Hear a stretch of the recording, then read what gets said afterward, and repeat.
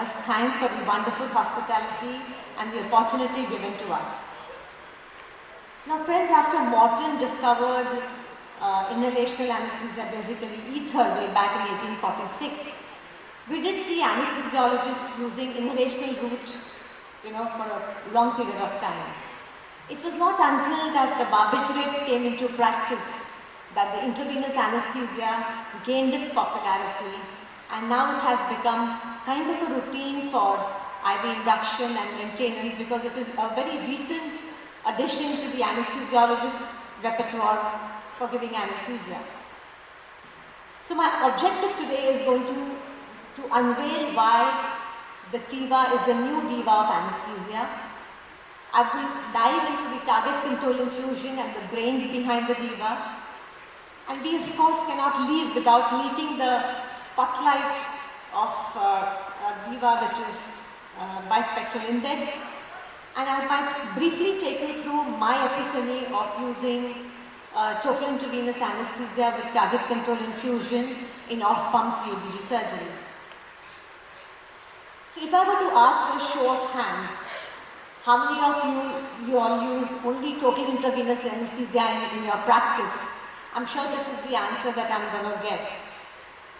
And I see quite a few hands going up with total intravenous anesthesia. I'm really happy. So you're not alone. We all went through the whole parabolic curve of using from inhalational agents moving to total intravenous anesthesia. So the definition of total intravenous anesthesia is nothing but a general anesthesia where you use a combination of agents which are given solely by the intravenous routes in the absence of all inhalational agents, including nitrous oxide. The black bottle in the left-hand corner that you see is a very potent hypnotic, which is diazopropofenol. And if you were to put it in a beaker of water, it's going to float something like this, and it's completely non-immersible in water. Now this task of getting this formula in the Milky Way was done by adding lipid emulsions and with indomitable efforts done by Dr. Ian Glenn. We need to give a big shout out to Ian Glenn because he is the one who gave us this Milky Way today. And he also got the 2018 Lasker DeBakey Award for his research in propofol anesthesia. So TIVA can be given by manual infusion, and Robert Price and his colleagues got out something called as the Bristol regimen.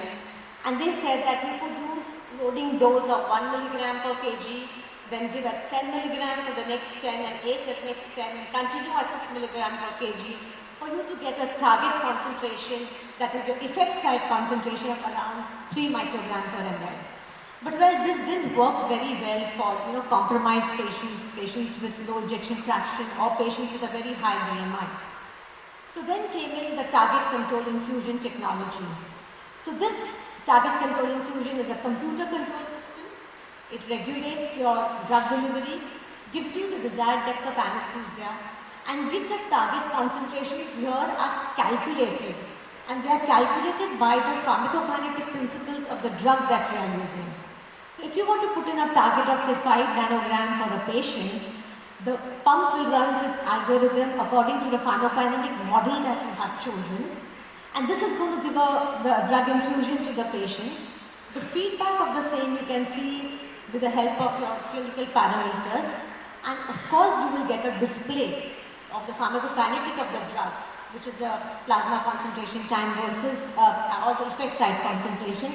And you can make the change according to the patient's response depending upon the clinical situation and your knowledge of the therapeutic index of the drug.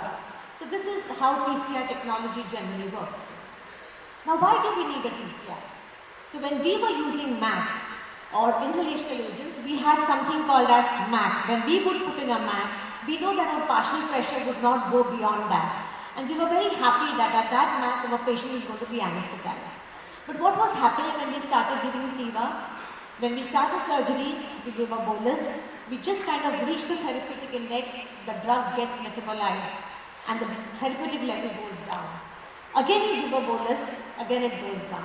So these peaks and troughs keep on continuing and you are never able to reach the therapeutic range. Next comes, let's try and give it through a continuous infusion. When you give it through a continuous infusion, the time that it takes to reach your therapeutic index again is a longer period of time, and this is a time where again you have ambiguity about your patient's anesthetic level. So the red carpet benefits of a TIVA TCI are many. It enables us to deliver the anesthesia with exceptional precision because of the pharmacokinetic models that we have. The infusion systems here are calculated and they adjust the drug in real time and they thus maintain the level of anesthesia. There's a rapid onset and offset. The patient just wakes up as if he's had a power nap. No post-operative nausea, vomiting, reduced adverse effect. You have good hemodynamic stability and no volatile gases are going to be polluting your OR, and you also have early recovery from anesthesia and surgery. So as Dr. Araman has very well said, that if you were to give intravenous anesthesia by manual bolusing in dose per kilo, it's probably as old-fashioned as giving inhalation of a volatile agents through Schimmelbusch mask. So is TIVA going to be the default anesthetic of the 21st century? Well, it's definitely an alternative philosophy of anesthesia. So indications, of course, we all know. For patient factors, you have patients with malignant hyperthermia, muscular dystrophy, central cord disease, post-operative nausea, vomiting, and delirium, emergence delirium. If you're giving anesthesia at remote sites, of course, it's very useful. And if you're sharing your airway with your surgeon, like an ENT procedure, or you're going to do an intraoperative neuromonitoring, like motor evoked potentials, and certain neurosurgical procedures, this is going to be very helpful to you. We have many drugs in our armamentarium to be used for total intravenous anesthesia. In the opioids, we have an additional new kid on the block, I will say, is remifentanil, which has just come into the market, which is making our TIVA TCI really helpful. So before we dive and demystify this journey of TIVA TCI, I think all of you must understand three basic concepts. That is the three-compartment model, the effect site and the plasma site, and the context-sensitive half-time. So when we are studying the three-compartment model, so here what happens is the propofol is given as a bolus. It goes into the V1, which is the volume of distribution. From there it goes into V2, which is a muscle or a vessel-rich compartment, and then it goes to V3, which is a fat, which is a vessel-poor compartment. Now remember, propofol being lipid soluble has a very high concentration in the V3 compartment. Now V1, V2, V3, when you sum all this, this is something which tells us the total drug which is there in the body, and this intercompartmental movement of the drugs takes place by a rate constant called as K. Now the plasma site is then pressurized to get the effect site concentration, and this concentration is called as KEO, which I will allude to a little later. So this is a classical three-compartment model which works for propofol. However, every drug which will have its different absorption, elimination and clearances, which we as an anesthesiologist must be aware of. The next is the context-sensitive half-time. So this is the time for the plasma concentration to decrease by 50% after you have stopped your infusion. And now when you look at the typical context-sensitive half-life of propofol, which is around 30 minutes for a 2-hour surgery, and it can go on increasing as your surgical time increases. Remember, propofol is biphasic, so the earlier half-life is 40 minutes and then it can go on to 4 to 7 hours. The next drug is fentanyl, which we are using, and that has a context-sensitive half-life of more than 60 minutes, so it remains in the circulation pretty longer. Remifentanil, which has just come in, has a context-sensitive half-life of just 3 to 4 minutes.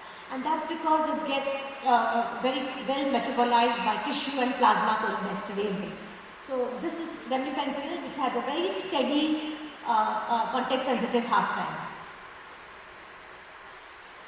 The next is plasma targeting and effect site targeting. Now, if you're going to target your plasma for a patient when you're putting a TCI pump, so then if this is your plasma targeting, the red line, the plasma is never going to overshoot, whereas the effect site will come and achieve a steady state, but it is going to take this much of time. So there's a slow onset and a slow offset.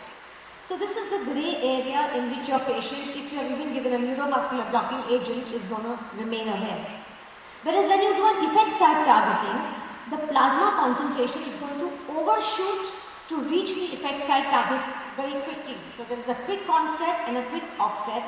Of course, because of this, you may have the pharmacodynamic effect of the drug itself.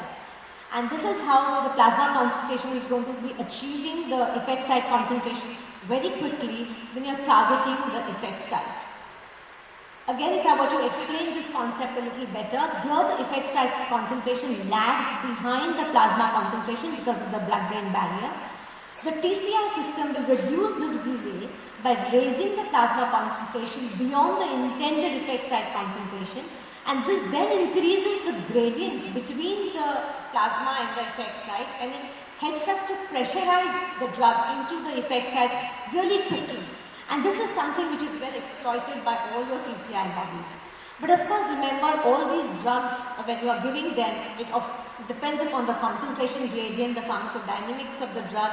At the same time, the rate constant KEO. And what is this KEO?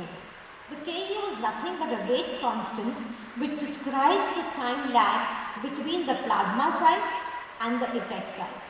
So larger the KEO, the shorter time it takes for the time lag to happen. So the patient will go under very fast. So this KEO has been exploited very well by our TCI systems. So if you have incorporated a smaller KEO, then it's going to result in a larger bonus to achieve the same effect site concentration. And when compared to a model using a larger KEO, which will go for, the patient will be under very faster because the effect site concentration is going to be reaching very fast. So I can safely say that target control infusion is as good as driving a Tesla car. In a Tesla car, you just set out your destination. It's a car which is going to calculate at what speed you are going to go, how you are going to go. So I will say just put in your TCI pump, very simple, set your target, of course titrate it up and down, sit back and relax, while there are 3 superimposed infusions which will go on.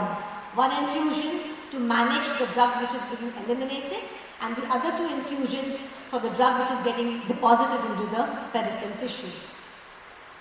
So a typical TCI system will have 3 components: a user interface with a display and a data input method, a microprocessor which runs this pharmacokinetic model software, and you have an infusion device like this which has visual and audible safety alarms. And of course, this should be able to give you a higher infusion rate of around 1200 ml per hour with a precision of around 0.1 ml per hour. So target control infusion is a very mature technology. We have many pumps available in the market, many contributors whom we need to thank for. Charles Minto, Thomas Schneider and Michael Struz are some of them to be mentioned. You also have a drug delivery system, but mainstay remains that please see to it that you have anti-siphon balls when you are having 2 drugs being given in the same line. So there are many models available. So let us explore what are the difference between these models that are walking the catwalk for TCI. So 2 models which I really need to talk about is the Marsh model and the Schneider model. In the Marsh model, it just looks at the weight of the patient. It ignores the age. So hence, V1, V2, V3, all the 3 compartments will keep on increasing as the weight of the patient increases. So if you have a patient who is less robust, you please start off with a very low concentration and then gradually go up. They have come out with a modified Marsh model where again exploiting the KEO from 0.26, they have made it to 1.2 liters per minute. And because of this increase, it reaches the effect site concentration very quickly. The next is a Schneider model which adjusts some of the pharmacokinetic parameters like age, height, calculating the lean body mass and the gender. This is very suitable for an effect site concentration, and when you are giving it with a plasma site, it may lead to low concentration of the drug. So as I said, Marsh model, all rates are constant. Your variable parameter is V1, V2, V3 because you are taking weight. And here the V1 is very large. So large dose of propofol will go in. So they always say Marsh is harsh. Next is the Schneider where the V1 is fixed at 4.7. So if you titrate it up and down, you will get a little gentler induction and a lesser amount of propofol does go in.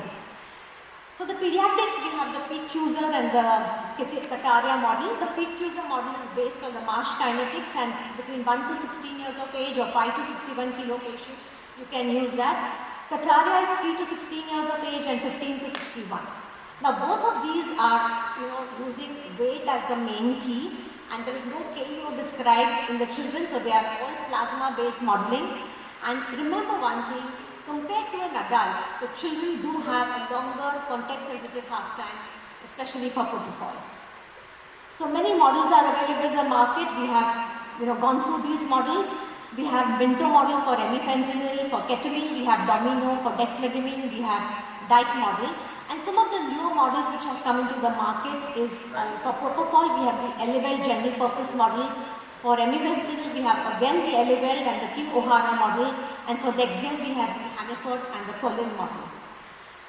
Now friends, what happens when I have two patients who both have 52 kilo weight, but here this lady has got a muscle mass of 23 and this one has a muscle mass of just 20, less of fat here and more of fat here. So we needed to come out with a model which was kind of addressing a vaster range of population and various groups of people. So then came out this Elivel model, which was kind of your showstopper model, and this model does the pharmacokinetic and dynamics with many bispectral index. In fact, it has done more than 20,000 concentrations it has done, and this ranges from all populations like neonates, elderly or patients with high BMI. You can use it for both anesthesia as well as for sedation. If I have not confused you enough, the next question is going to be, which model should I use? Well, please be familiar with the model that you have. Start off with the ASA grade 1, grade 2 and a small surgery which you have like a hernia, hydrocele, a small patient. Start with very low and then move on to a high target concentration. Elderly, sick and obese patients, please see that there is no risk of overdosage. So for that you have to decrease your initial dosages in a compromised patient, and your mantra is titrate, titrate and titrate. Remember friends, this is an AI generated machine. You are the brains behind it, and never put yourself in a lower position than the AI. Well, the NAP5 audit did bring about awareness for anesthesiologists, that the patients has awareness when they are undergoing manual TIVA or TIVA TCI, or when you are shifting from inhalational agents to total intravenous anesthesia, when you are shifting your patient from an operating room to a non-operating room suites. So they said that depth of anesthesia monitoring is very essential in these cases, and we have many depth of anesthesia monitors available for our use: BIS, entropy, narcotrend, patient state index as well as cerebral state monitor. For the purpose of this talk, I have concentrated on BIS. And the BIS comes with a dimensionless number, that is 0 is a flat line, 100 the patient is awake, and between 40 and 60 is a line that you would want your patient to be in a deep hypnotic or general anesthesia. A nice illustrative paper where they did 900 patients, of which some of them were in the BIS group, some of them were in the routine care group, and they found that when they did effect site targeting with propofol, their value was much less compared to when they did it without the BIS. The same thing when they used the end target concentrations for MAC, like inhalational agents. Then also they found that for the BIS group it was much lesser than that in the routine care group. And the BIS value were remaining between 48 and 57, whereas in the group which did not have BIS, you were generally taking down the BIS as low as 31 to 49. And of course these patients were then looked for post-operative cognitive outcomes, and they found that the BIS group had lesser outcomes than the one in the routine care group. So hence I don't need to kind of say much, that we do need to have some depth of anesthesia monitoring when you are doing this. Now like our ECG that we do, the EEG for the neurons, they kind of fire away dysynchronously. So we need to have an EEG pattern between 0 to 300 Hertz to tell us which is the EEG that the patient is in. So gamma, beta, alpha, theta and delta are the waveforms that we see. Gamma is between 30 to 100, beta 12 to 30, alpha 8 to 12, and the delta waveform is between 0 to 4 Hertz. What would you look in a depth of anesthesia monitoring? Where a typical propofol anesthesia, you will generally see these blue color alpha oscillations which are piggybacking on your slow delta, that's a green color delta waves. And this is a suppression that you are seeing here. So this is an unprocessed EEG that you are seeing, and the components of these two are these alpha waves that you are seeing, which are interspersed on this slow delta waveform. The bispectral index is available as a standalone monitor. It has got its own proprietary algorithm. We are not aware on how it works. As I mentioned, there is a dimensionless number which comes, and you can integrate it with your own system that you have. And this is how your system will look like with all these parameters. I'd like to quickly take you through them shortly. It comes with these leads. These are the 4 leads that you can apply, where the lead 3 is the temporal lead, which is the active electrode for EEG. Number 1 is the frontal beat. Number 4 is that for the ocular, which records your EMG artifacts for the frontalis muscle and your eye movements. And number 2 is the central or the grounding electrode. So this is a short video which tells you how you will apply your this electrode. So you clean the area with an alcohol-based solution, and then you apply this electrode as shown in the earlier diagram. Just see to it that you kind of press it for some time so that you get a good contact. I generally like to put a tegaderm, or I like to put a IR band on it so that the skin contact remains well. Here I am putting a tegaderm in this patient. And then once you have connected with your monitor, you do a sensor check, and once you see all your 4 light sensors have lighted up, you know you're easy to go. And now what you're going to see in your BIS, so the first thing that you're going to see is your signal quality index. So if your signal quality index here is 100, so if your signal quality index is more than 50%, then you know your BIS is, the value is reliable. Then you see an EMG display which is shown here, that is number 26. EMG should be very reliable. BIS is going to be reliable if your EMG is going to be less than 30. And then you have a spectral latch frequency here is 14. When you say it's 14, it means 95% of your EEG waveforms are below 14 Hz. So that remains between our 0 to 14 delta and the alpha waveform that we are looking for. And the next that you are going to see is the total power. Again, the total power tells us the frequency which is indicating whether the patient is a lighter or a deep plane of anesthesia. And then you see the suppression ratio where you see less than 5 microvolts in less than 0.5 seconds.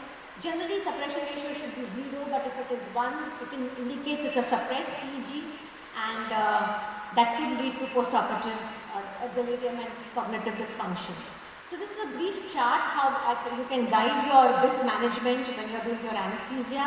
If it is between 40 and 60, everything is fantastic. But if you find that your pressures and everything is dropping, then you may decrease your analgesis and increase your IV fluids and vasopressors in these patients. If your BIS is less than 40 and you are finding your sympathetic response is also less, then please look into cerebral hypoperfusion and consider giving IV fluids. And if your BIS is more than 60 and you are finding it, that sympathetic response is also high, of course you're going to give in your hypnotics to the patient. Last couple of minutes, I'm not going to go through my, how I take through my patients with TIVA TCI for off-pump CVD surgeries. The goal of anesthesia for everybody remains the same. My perioperative management, of course, everybody will be using the same thing, but I started off with a Schneider model for propofol, and I used to give dexmedetomidine and fentanyl as an infusion first. And then now that I have got remifentanil as well, so now I'm using Elivel model propofol as well as remifentanil for TIVA TCI in my patients. And I think I can just briefly run this video for you to show. So here is the remifentanil and the propofol infusion. I've started the remifentanil and I am now going to put in all my lines and the local anesthesia. Once my patient is under, I've started my propofol as well over here. And this gentleman, you can see that he's not responding. You must know the value at which the patient loses his consciousness in your TCI pump, at what level it loses the thing. And this gentleman was kind of easy to do it with. We did a 5 grafts of pump CVD surgery, but I used Procil LMA in this patient. I generally railroad my Procil LMA, so I put in my Procil and I'm railroading it with the help of the introducer which is available with the company. After my Procil has been put, it's very essential that you see that your LMA is well positioned, your proceed LMA is well positioned. So of course, from seeing the end-tidal CO2 and seeing how air entry is good, expired tidal volumes are good, you will also do something called as the block test after you fixed the LMA.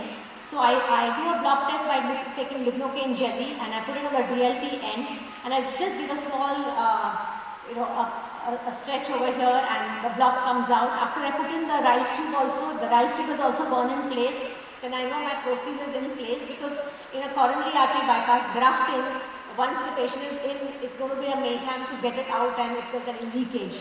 And here I've used no nitrous oxide, no inhalational agent, and this is how we've conducted this thing. You need to, as I mentioned, know the wake up and the concentration time at your patient wakes up. It's very important for you to understand, know that what time when the patient is waking up. So the strategy for using your different drugs, you titrate down the drug with the slowest kinetic first. We were using propofol, is slower than remifentanil, and fentanyl is slower than propofol. If you are using dexam and ketamine, please switch them off before you get your patients off.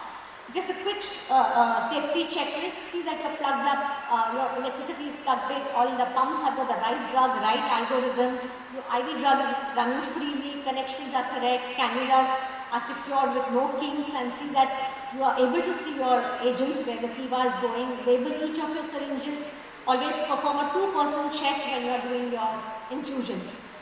So my take-home message is, it's a very mature technology, more than 40 years of research. It's not very exotic, as long as you give the right drug, right dose, right route, right time, and to the right patient. When I started my TIVA practice, I was looking at it very condescendingly. What the hell is this? And then when I saw some people using it, I was kind of happy.